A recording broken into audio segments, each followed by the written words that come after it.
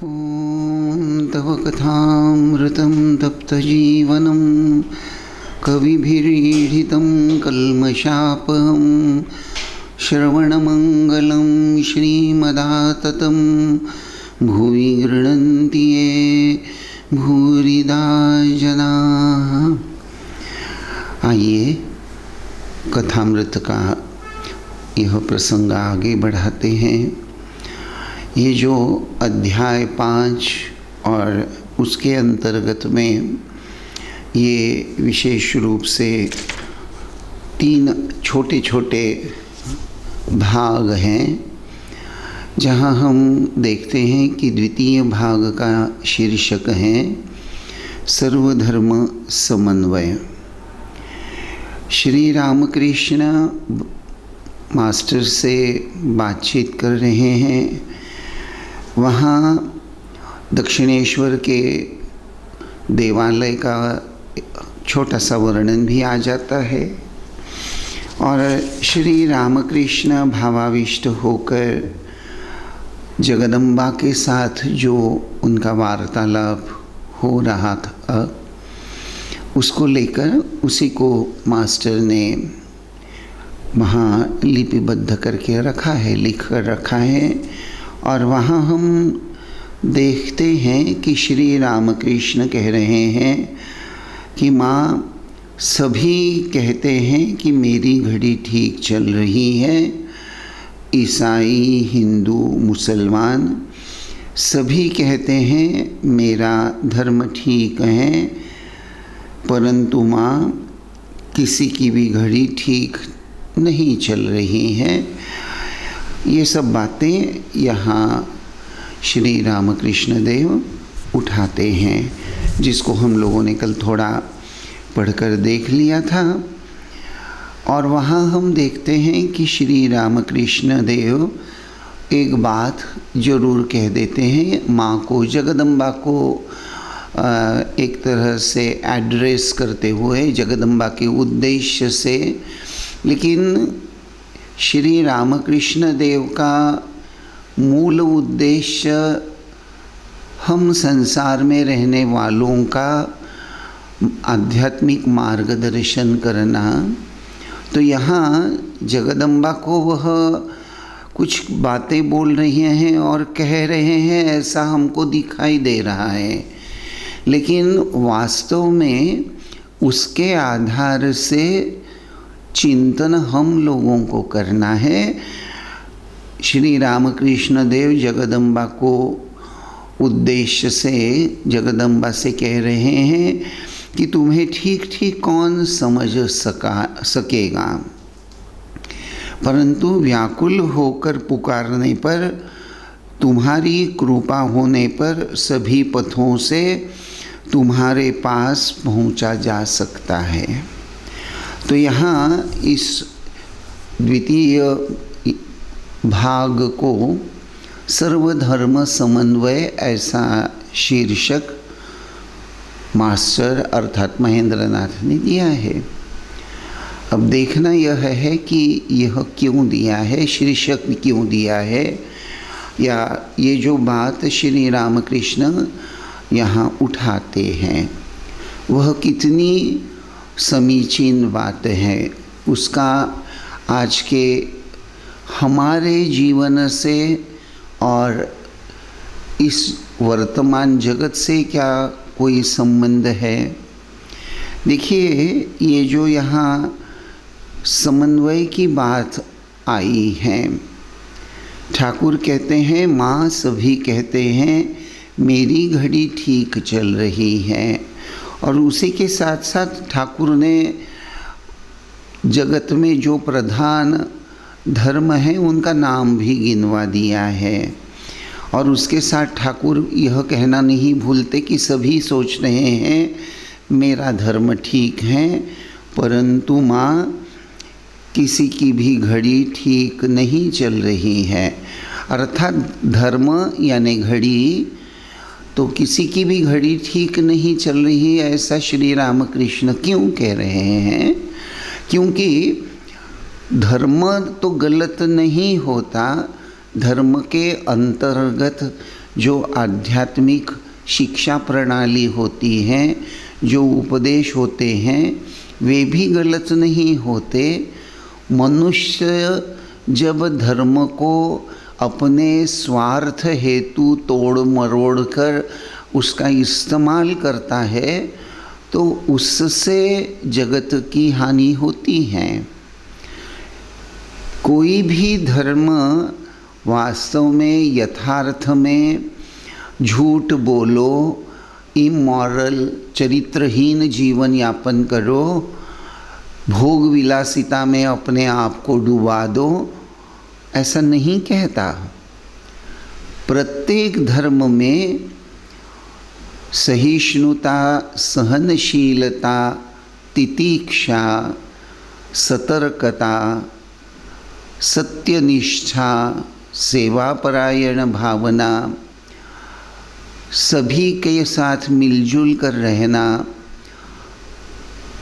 सभी के कल्याण की कामना हृदय में बनाए रखना, अपने आप को ईर्ष्या, द्वेष, मत्सर, निग्लिजेंस यानी प्रमाद, इन सभी दोषों से अपने आप को मुक्त रखना, यही बात सभी संत कहते हैं। सभी धर्मों में भी इन्हीं सब बातों का अनन्य साधारण महत्व बताया जाता है। पवित्रता का अनन्य साधारण महत्व, सत्यनिष्ठा का अनन्य साधारण महत्व, कोई दुनिया का कोई भी ऐसा धर्म नहीं है जो इन बातों को मानता नहीं है। अगर कोई पालन नहीं करता या उसको तोड़ मरोड़ कर अपने स्वार्थ हेतु अगर उसको इस्तेमाल करता है तो वह धर्म का, उस आइडियोलॉजी का, उस आदर्श का दोष नहीं होता। वैसे श्री रामकृष्ण देव की अनन्य साधारण जो बात हैं, श्री रामकृष्ण देव के दिव्य चरित्र का अगर हम अध्ययन करते हैं तो पता चलता है कि यह जो समन्वय की बात श्री रामकृष्ण देव ने उठाई है, यह जुबानी बात नहीं है। श्री रामकृष्ण देव ने खुद अपने जीवन में, उनके साधना काल में हिंदू धर्म या सनातन धर्म के अंतर्गत जो विविध साधना पद्धतियाँ बताई गई हैं उनका पालन किया था और उस मार्ग से उन्होंने उस दिव्यत्व का अनुभव भी किया था। उस मार्ग के इष्ट देवता के, देवी देवताओं के दर्शन उन्हें प्राप्त हुए थे। तो श्री रामकृष्ण देव का जो उदाहरण है, उन्होंने ये जो बात कही है, ये ज़ुबानी कहने भर की बात नहीं है। This is not a concept presented by reading books. यह कोई ऐसा बहुत सारी किताबें पीएचडी का जैसा थीसिस बनाते हैं, उसी प्रकार से यह कोई हाइपोथेटिकल या पढ़ी पढ़ी बात नहीं कह रहे हैं। श्री रामकृष्ण इस्लाम और क्रिश्चियनिटी का भी अनुशीलन करके, पालन करके जीसस और मोहम्मद के दर्शन प्राप्त कर चुके श्री रामकृष्ण देव, जिन्होंने हिंदू धर्म के अंतर्गत भी विविध देवी देवियों के दर्शन किए हैं और जो सभी उनके पवित्र देह में एक रूप हो गए हैं, ऐसे श्री रामकृष्ण यह समन्वय की बात प्रस्तुत करते हैं, तब उसको निश्चित रूप से एक अनन्य साधारण महत्व है, क्योंकि यह अनुभूति के आधार से व्यक्त की गई हुई बात है। श्री रामकृष्ण देव के जीवन चरित्र से हमें यह समझ में आता है कि यह जो समन्वय की बात है, हार्मोनी, अंग्रेज़ी में शब्द है हार्मोनी, तो यह harmony between religion and religion, धर्म और धर्मों में, सब धर्मों में यह समन्वय जो श्री रामकृष्ण देव ने अपने जीवन में अनुभव किया था। समन्वय, फिलॉसफी और फिलॉसफी, दर्शन शास्त्रों के अंतर्गत एक समन्वय। जैसे अगर हम सनातन धर्म का उदाहरण ही अगर लेते हैं तो सनातन धर्म के अंतर्गत भी हम देखते हैं भारत में द्वैत, विशिष्ट अद्वैत और अद्वैत फिलॉसफी, दर्शन शास्त्र प्रसिद्ध हैं। तो श्री रामकृष्ण देव के जीवन में ये दर्शन शास्त्रों के अंतर्गत जो समन्वय है उसका अनुभव श्री रामकृष्ण देव ने किया था।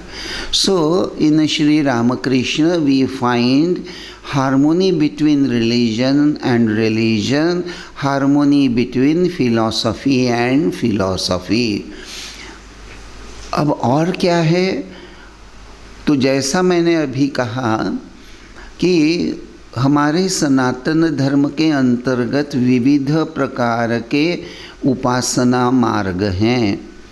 वैष्णव संप्रदाय, शैव संप्रदाय, शाक्त संप्रदाय, गाणपत्य, शौर्य, ये विविध संप्रदाय जो सनातन धर्म में भारत में विद्यमान है, आज भी विद्यमान है। तो विष्णु के जो उपासक उनको कहते हैं वैष्णव, शिव जी के जो उपासक हैं वह उनको कहते हैं शैव, देवी के शक्ति के जो उपासक हैं उनको कहते हैं शाक्त। तो इस प्रकार वैष्णव, शैव, शाक्त, गाणपत्य अर्थात गणपति के उपासक, शौर्य यानी सूर्य उपासक। तो श्री रामकृष्ण देव ने सनातन धर्म के अंतर्गत ये जो अलग अलग ये हैं संप्रदाय हैं, उनकी साधना श्री कृष्ण देव ने उनका अनुशीलन पालन किया और उनके मार्ग से वे यश की चरम अवस्था तक पहुंच भी गए। और इसलिए हम देखते हैं कि श्री रामकृष्ण देव को राम जी का भी दर्शन हुआ है, कृष्ण जी का भी दर्शन हुआ है, शंकर जी का भी दर्शन हुआ है, माँ काली का दर्शन हुआ है, दुर्गा का दर्शन हुआ है, शीतला, मनसा और कितने ही। वैसे देखा जाए भगवत प्राप्ति या परम सत्य की प्राप्ति के लिए ये जो ज्ञान मार्ग, भक्ति मार्ग, कर्मयोग, राजयोग, ये विविध मार्ग जो आते हैं, तो इन विविध मार्गों का पालन करके परम सत्य की अनुभूति करना भी हम श्री रामकृष्ण देव के जीवन में देखते हैं। और इसीलिए ये भी कह सकते हैं कि in his life there is a harmony between sects and denomination within the same religion। वैसे एक वैष्णव संप्रदाय भी सनातन धर्म के अंतर्गत आता है और शौर्य संप्रदाय भी सनातन धर्म के अंतर्गत ही आता है। तो सनातन धर्म के अंतर्गत ये जो विविध संप्रदाय और उनकी जो उसके अंतर्गत ये जो विविधता है, इन सभी में एक एकता है, इसका अनुभव श्री रामकृष्ण देव ने किया। वैसे सनातन धर्म के अंतर्गत चातुर्वर्ण्यम मया सृष्ट्वा की बात आती हैं, तो उसी तरह ब्रह्मचर्याश्रम, गृहस्थाश्रम, वानप्रस्थाश्रम और संन्यासाश्रम की बात आती हैं। तो श्री रामकृष्ण देव ने इन वर्ण और आश्रम, इन सभी के बीच एक समन्वय का सूत्र है, यह भी अनुभव के आधार से जगत के सामने रखा है। ऑफ कोर्स बहुत डिटेल में चिंतन करना हमारा मूल विषय नहीं है। हम कथामृत को अध्ययन करने बैठे हैं, लेकिन श्री रामकृष्ण देव जब यह सर्वधर्म समन्वय की बात यहाँ जो उठाते हैं, तो हमको यह पार्श्वभूमि जानना बड़ा ज़रूरी है, जिसके फलस्वरूप हम श्री रामकृष्ण देव ये जो यहाँ माँ का निमित्त बनाकर ये जो बात बोल रहे हैं कि माँ सभी कहते हैं कि मेरी घड़ी ठीक चल रही है, लेकिन किसी की घड़ी ठीक नहीं चल रही है।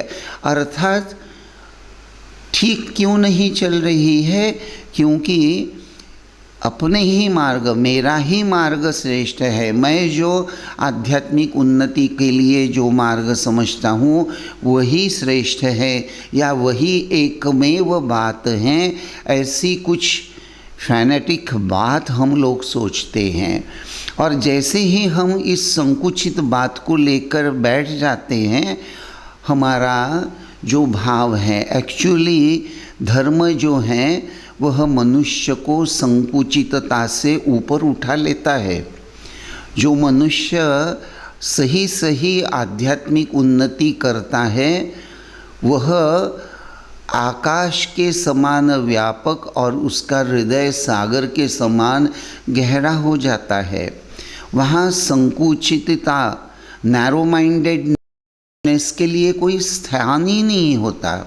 फैनेटिसिज्म, कठोरता, कर्मठता जिसको कहते हैं, उसका कोई स्थान ही नहीं होता, क्योंकि वह सर्वत्र वह अपने इष्ट देवता का दर्शन करता है। और इसीलिए श्री रामकृष्ण देव यह बात बड़ी सरल भाषा में बोलते हैं। उसके बाद का जो प्रसंग हम देखते हैं, जहाँ श्री रामकृष्ण देव ने भक्तों, वो जो द्वितीय भाग है उसका जो शीर्षक है, भक्तों के साथ भजनानंद में प्रेम की सुरा, अर्थात आध्यात्मिक मार्ग जो है वह कोई भी हो, चाहे आप ज्ञान योग या कर्म योग या भक्ति योग को लेकर चल रहे हो, या कुंडलनी योग या राजयोग का पालन कर रहे हो, मार्ग कोई भी हो, धर्म कोई भी हो, लेकिन हमारे अपने अपने इष्ट देवता के प्रति हमारे हृदय में स्नेह की भावना, प्रेम की भावना, हमारी इष्ट देवता हमारे अपने से भी अपने हैं, ऐसी जो भावना होनी चाहिए, वह जो प्रेम।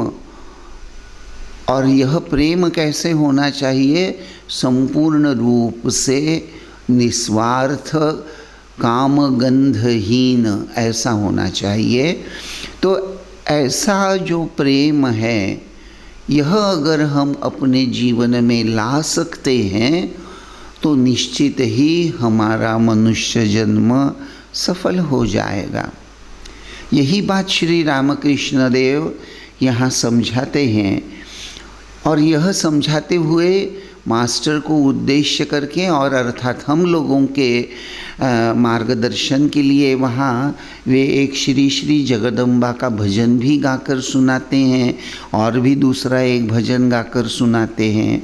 लेकिन इन सभी भजनों के अंतर्गत में जो बात छुपी हुई है वह याद रखने की हमको या समझने की ज़रूरत है कि ज्ञान यह हमेशा बुद्धि प्रधान होता है, तो प्रेम जो होता है, प्रेम भक्ति जो होती है वह प्रेम प्रधान होती है। देखिए, एक माँ जो होती हैं, वह माँ कभी कभी बच्चा जब बहुत ज़िद करने लगता है तो उसको वह जो चीज़ मांग रहा है वह दे देती हैं। आप लोगों में से बहुतों ने, मुझे लगता है, नक्की इस बात का अनुभव किया होगा कि हमारा नाती बोलिए, जो भी बोलिए, कभी कभी किसी चीज़ के लिए बड़ी ज़िद कर बैठता है। आप उसको बार बार बोले जा रहे हैं कि बेटा डॉक्टर ने कहा है चॉकलेट नहीं खाना, चॉकलेट खाने से तुम्हारे दांत खराब हो जाएंगे, लेकिन बच्चा नहीं मान रहा हो, बहुत ज़िद कर रहा है, टैंट्रम कर रहा है, हाथ पाँव पटक पटक कर ज़ोर ज़ोर से रो रहा है, तो कभी कभी माँ हार कर ही बोलो, निरुपाय से ही बोलो, बच्चे को वह चॉकलेट दे देती है। लेकिन जब वह चॉकलेट दे देती है तब उस माँ के हृदय में क्या बच्चे के लिए प्रेम होता है? तो निश्चित रूप होता है। उसी के साथ साथ अब मैं क्या करूं, इस बच्चे को कैसे समझाऊं? अगर ये बहुत ज़्यादा चॉकलेट खा लेगा तो इसके दांत खराब हो जाएंगे, ये समझ नहीं रहा, अब इसको मैं कैसे समझाऊं? तो उसके सेहत को लेकर यह माँ चिंतित भी हो जाती हैं। तो एक तरफ बच्चे को जो नहीं देना है मजबूरन दे ही देती हैं और चिंतित भी हो जाती हैं। तो यहाँ हम यही समझते हैं, मैं आपको ये उदाहरण इसलिए दे रहा हूँ कि ज्ञान जो होता है वह बुद्धि प्रधान होता है। ज्ञान यह जो है वह बार बार माँ को सचेतन कर रहा है कि आपको बच्चे की तरफ ध्यान नहीं देना चाहिए। कितनी बार आप इसको चॉकलेट देंगी इस तरह से, जो बड़ा ही हानिकारक है उसको। तो ज्ञान का काम जो होता है, ज्ञान की जो भूमिका या रिलेशन वह बुद्धि से होता है, और भक्ति स्नेह प्रधान प्रेम की भावना से ओतप्रोत होती है। भक्ति में ये जो फीलिंग है उसको बड़ा ही महत्व होता है।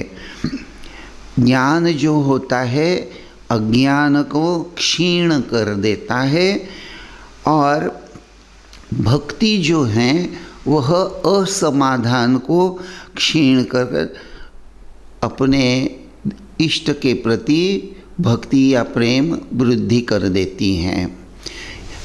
फिर से आप सोचेंगे कि कैसे, क्या महाराज जरा समझा दीजिए थोड़ा सा। तो देखिए, ये जो ज्ञान बुद्धि प्रधान बात मैंने कही,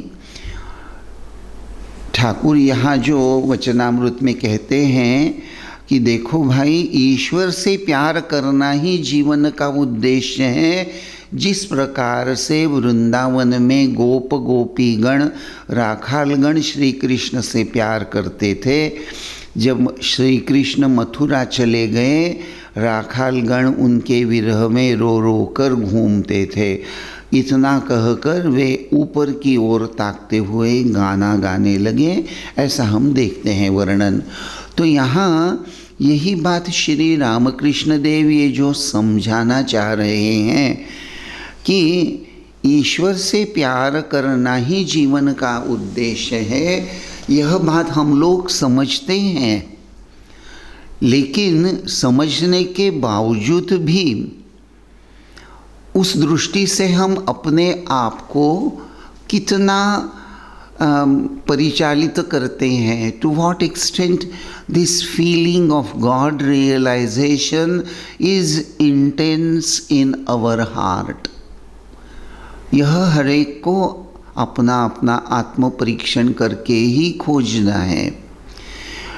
जैसे यह बच्चे का मैंने उदाहरण दिया, तो बच्चे का जो भाव है, उसका जो चॉकलेट के प्रति आकर्षण है, तो बच्चा तो नहीं जान रहा, समझ भी नहीं रहा। माँ तो कह रही है कि बेटा चॉकलेट खाएगा तो तुम्हारे दांत खराब हो जाएंगे, और दांत खराब हो जाएंगे तो भविष्य में तो तुम कुछ भी ठीक से चबा नहीं पाओगे, और चबा नहीं पाओगे तो उससे डाइजेशन सिस्टम पर, पचन शक्ति पर प्रभाव आ जाएगा, सेहत खराब हो जाएगी। तो एक तरह से माँ के बुद्धि में जो ज्ञान है वह तो ठीक ठीक तीक्ष्ण है, वह तो बिल्कुल ठीक बना हुआ है, लेकिन बच्चा माँ की बातें सुनते हुए भी माँ की बातें समझ नहीं रहा है, इसलिए वह अज्ञान है। यानी वह सुन रहा है, अब इतना छोटा भी नहीं है, तो वह माँ की बातें सुन रहा है। वैसे शायद 8, 9, 10 साल का होगा तो समझ भी लेता है, लेकिन समझने के बाद भी मुझे चॉकलेट चाहिए, ये ज़िद नहीं छोड़ता। तो इसीलिए ये जो बात कहते हैं कि ज्ञान जो होता है, सही सही जो ज्ञान होता है, वह अज्ञान को क्षीण कर देता है। माँ का जो ज्ञान है वह क्षीण नहीं है, वह बना हुआ है। मजबूरन वह अपने बेटे को या नाती को, जिसको भी हो, चॉकलेट नहीं है, वह अलग बात है, लेकिन उनका ज्ञान गलत नहीं हुआ है। तो यह बात साधना की दृष्टि से, यह बात श्री रामकृष्ण देव हमको समझा रहे हैं कि हमको हमारे जीवन में जो गुण दोष हैं उसका निश्चित रूप से आत्म परीक्षण करते हुए निरीक्षण कर लेना है, और निरीक्षण करके अपने आप को, जो भी दोष है उन दोषों से अपने आप को मुक्त करने की एक तरह से आध्यात्मिक कहिए या नैतिक कहिए, वह जिम्मेदारी हमारी ही होती है, वो हमारी ही होती है। और श्री रामकृष्ण देव ये जो भक्ति की बात उठा रहे हैं, तो यहाँ फिर से एक बार यह बात आपको ज़रूर कहना चाहूँगा कि ये जो श्री रामकृष्ण देव भक्ति की बात कर रहे हैं, राखाल के विरह की बात जो कर रहे हैं, वह कोई भावनाओं का कोई ऐसा एक प्रदर्शन नहीं है, वह कोई कुछ कोरी भावना नहीं है, जिसको अंग्रेज़ी में मीनिंगलेस इमोशनलिज्म कहते हैं। तो श्री रामकृष्ण मीनिंगलेस इमोशनलिज्म की बात नहीं कर रहे हैं।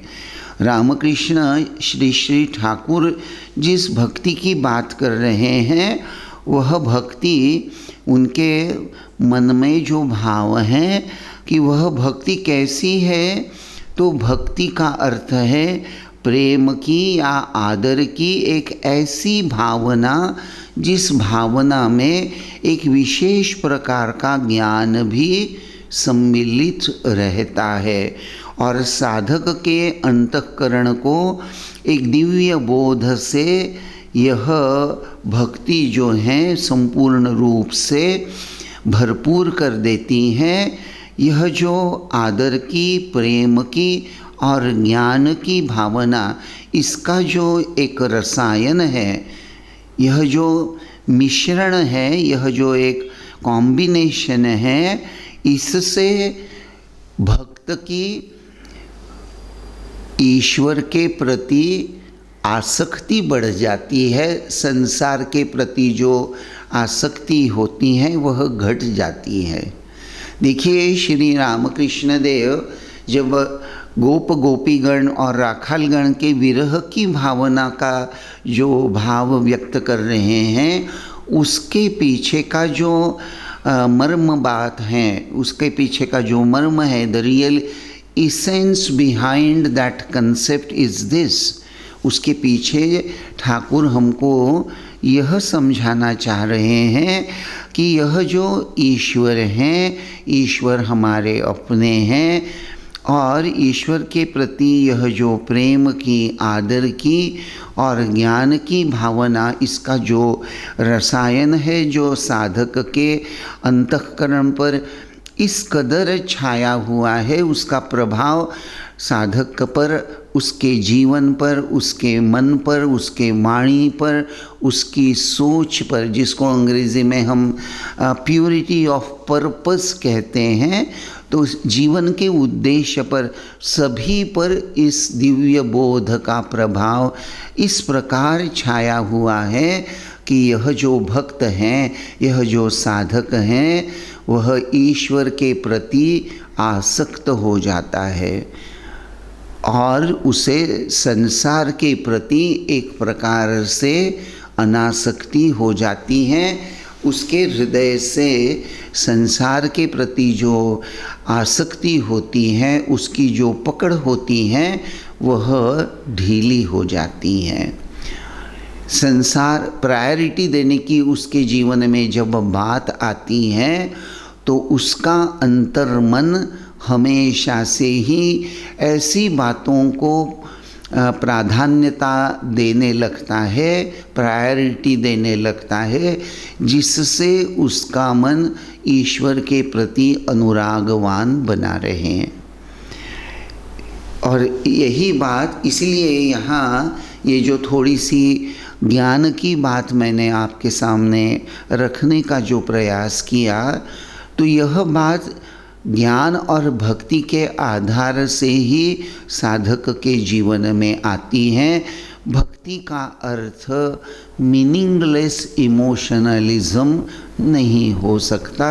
यह बात हमको बहुत दृढ़ता के साथ अंतःकरण में धारण करनी चाहिए। इसी के साथ साथ हमको यह देखना है कि जो सच्ची भक्ति होती है उसमें इस बात को लेकर जैसे एक बात गृहीत होती है, साधक के अंतःकरण में अपने इष्ट देवता की संपूर्ण जानकारी होती है, होनी चाहिए। अपने इष्ट देवता के संदर्भ में साधक को संपूर्ण इन्फॉर्मेशन, संपूर्ण जानकारी होनी चाहिए। और यहाँ इष्ट देवता यानी क्या, व्हाट इज़ द इष्ट देवता, ऐसा अगर कहें तो इष्ट देवता यानी वही परम सत्ता जिससे यह संसार सृष्ट हुआ है। भारतीय दर्शन शास्त्र या भारतीय संस्कृति में, हमारे जनमानस में हमेशा से हम जानते हैं कि यह बात बार बार प्रस्तुत की गई है जनमानस के सामने कि विश्व में श्रेष्ठतम, उच्चतम ऐसा जो कुछ है और जो निरंतर विद्यमान रहता है। यहाँ दोनों बातें ध्यान देने लायक हैं। परम सत्य जो है, जिसको लेकर श्री रामकृष्ण यह प्रेम की बात कर रहे हैं, ईश्वर से प्यार करना ही जीवन का उद्देश्य है, तो यह ईश्वर क्या है? अर्थात ईश्वर यानी वह श्रेष्ठतम व्यक्ति यानी श्रेष्ठतम एक ऐसी व्यक्ति ही कहेंगे हम लोग, एक ऐसा एक परम श्रेष्ठतम सत्य जो उत्कृष्ट भी है, जो निरंतर विद्यमान रहता है। अर्थात भूतकाल में भी जो था, आज वर्तमान में भी जो है और भविष्य में भी जो रहेगा, वह जो परम सत्य है, तो यह सृष्टि में यह जो विविधता और ये परिवर्तनशीलता जो हम देखते हैं, भारतीय संस्कृति, भारतीय दर्शन शास्त्र, हमारे ऋषि मुनि इस बात का अनुभव कर चुके हैं कि इस विविधता एवं परिवर्तनशीलता में, अर्थात इस परिवर्तनशील और विविधता से युक्त यह जो जगत है, इस जगत में उसके पीछे एक निरंतर परम सत्य हमेशा विद्यमान रहता है। There is an unchanging reality, जो कभी बदलती नहीं है और जिसका कभी विनाश नहीं होता, इसलिए उसको अविनाशी कहते हैं। There is an unchanging reality behind this changing and transitory world, और उसी को भारतीय दर्शन शास्त्र में या भारतीय संस्कृति में हम परब्रह्म कहते हैं, परमात्मा कहते हैं। और यह जो परमात्मा है, यह जब डायनामिक हो जाता है, अर्थात the dynamic aspect of Brahman is known as Ishwara और गॉड। अर्थात यह जो परम सत्य का गतिशील पहलू जो है, जिससे यह जगत सृष्ट हुआ है, उसी को ईश्वर या भगवान हमारा भारतीय दर्शन शास्त्र कहता आ रहा है। श्री रामकृष्ण देव यही बात वाचक के सामने जैसे प्रस्तुत कर रहे हैं कि always remember that there is a unchanging reality ever and eternally present from which the world has come into existence. देखिए, कुछ ना से क्या कुछ हाँ बाहर आ सकता है? मेरा ये प्रश्न कुछ अटपटा सा जरूर महसूस होता होगा, लेकिन उसको मैं ठीक ठीक हिंदी में बता नहीं पा रहा हूँ। लेकिन जिसका कोई अस्तित्व नहीं है, जो मौजूद नहीं है, ऐसी किसी बात से क्या हम कोई वस्तु का निर्माण कर सकते हैं? उदाहरण के लिए मैं आपको बताता हूँ कि जैसे मिट्टी का अस्तित्व अगर हम मानते हैं, उसको अगर हम नहीं मानेंगे तो मिट्टी से जो बर्तन बने हैं उसको भी हम कैसे मानेंगे? यानी इफ़ यू एक्सेप्ट सोना, कान के झुमके, हाथ के कंगन, गले में पहनने का सोने का हार, अगर हम तीनों को मानते हैं, जानते हैं, पहचानते हैं, उसको इस्तेमाल भी करते हैं, हाथों में अंगूठी चढ़ाते हैं, तो अंगूठी, कंगन, गले में पहना हुआ हार, कान के झुमके, इनका उपयोग अलग अलग है, इनको इस्तेमाल करने, इनका स्थान अलग अलग हैं। लेकिन सब कुछ होते हुए भी यह सोने से निर्मित है, क्या यह बात हम भूल सकते हैं? अगर सोना नहीं रहेगा तो ये अलंकार भी नहीं रहेंगे। ठीक उसी प्रकार हमारी भारतीय संस्कृति कहती है कि यह जो अनचेंजिंग रियलिटी, यह जो परमात्मा या परब्रह्म है, जो हमेशा से ही है, और इस परब्रह्म से ही यह सर्व जगत का सृजन हुआ है, और इस सृजन में सभी में वह सोना ही भरा हुआ है। अंगूठी भले ही हाथों में पहनी जाती हैं, उंगलियों पर चढ़ाते हैं, और कंगन हाथ में होता है, झुमका कानों पर होता है, लेकिन फिर भी होता तो सोना ही है।